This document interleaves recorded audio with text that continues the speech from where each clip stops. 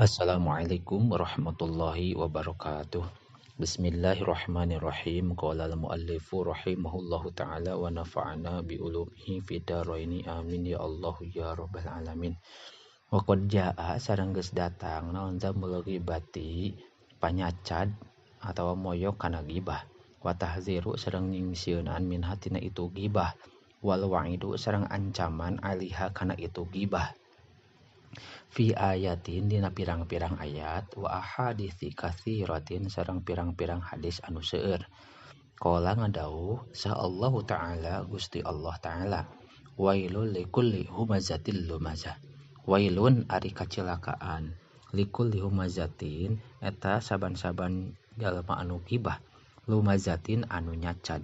Ai katsiril ghibati tegesna anu loba gibahna. Wasyabaha sareng nyarupakeun sa Allah Gusti Allah murtaki baha ka jalma anu migawe kana gibah akila lahmil mayyitati kana jalma anu sok ngadahar daging bangke. Faqala ta'ala mangka ngadawuh Allah ta'ala wala yagtab ba'dukum ba'dan ayuhibbu ahadukum ayyakula lahma akhihi maitan fakarihtumuh. Wala yagtab sareng ulah gibah saha ba'dukum sapalih ti antara aranjeun ba'don kasawarehna deui.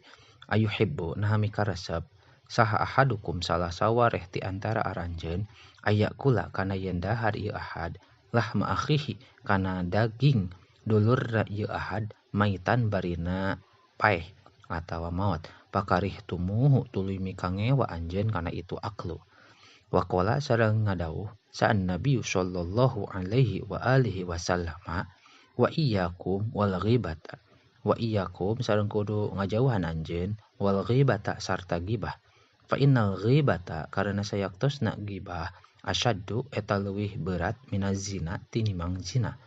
Fa inna rajula karena sayaktosna hiji lalaki qad yazni eta terkadang jinah ieu rajul wa yatubu sareng tobat tuluy tobat ieu si rajul payatubu tuluy narima tobat sa Allah Gusti Allah alaihi ka ieu si rajul. Wa inna shahibal ghibati sareng sayaktosna jalma anu sok gibah la yaghfiru eta moal ngahampura Allah lahu ka ieu shahibul ghibah hatta yaghfira sehingga ngahampura lahu ka ieu si shahibul ghibah saha shahibuhu babaturana ieu shahibul ghibah. Wallahu a'lamu bissawab.